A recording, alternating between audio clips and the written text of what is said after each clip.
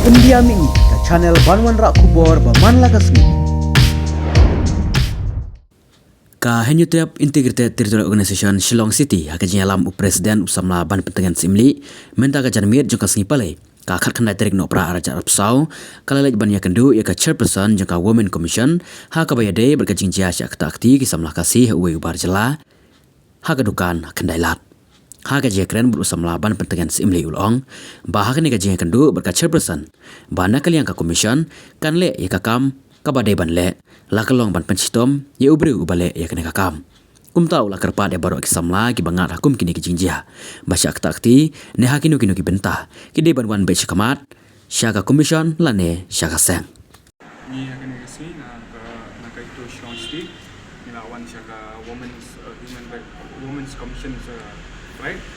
ni la akan do chairperson ni ada different ada discuss lebih hidup hidup lawan semat berat ada Shillong meeting bagi chairperson ni ada different ada diskusi de na women's commission su long willing bagi ni kam kepada benda di rekam kepada ban lada de ban ai saja na kena bahkan ide ban sim mo ya karai kam kadang ka arah khat lai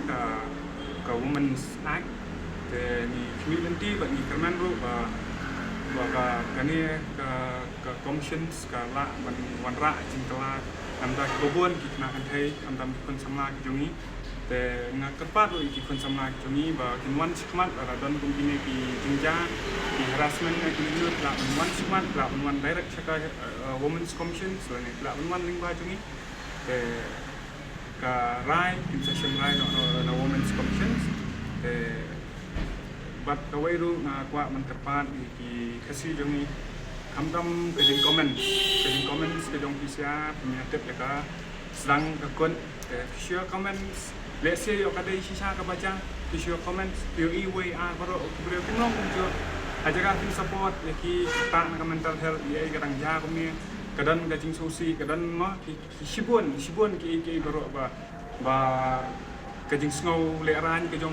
jom itu kena sama nada undon mungkin ni kena sama nai pan minwa penirap ikin kena sama bikin wan sikmat bikin mi sikmat kata kejing chale harassment gitu ki dengan kerpat inang komen su bagi dai ban da perkat syai yet syai kata yet syai ka ya katan rai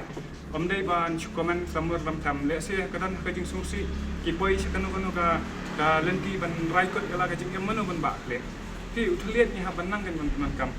mendai than ban chu kat payo isu komen selamwer lam tham kata ka bom sungoi ha ni na ka seng ru ni kan tajor bat nga kerpan ya ki prasu ba kum kita komen dai ban ai no comments tang mutahi please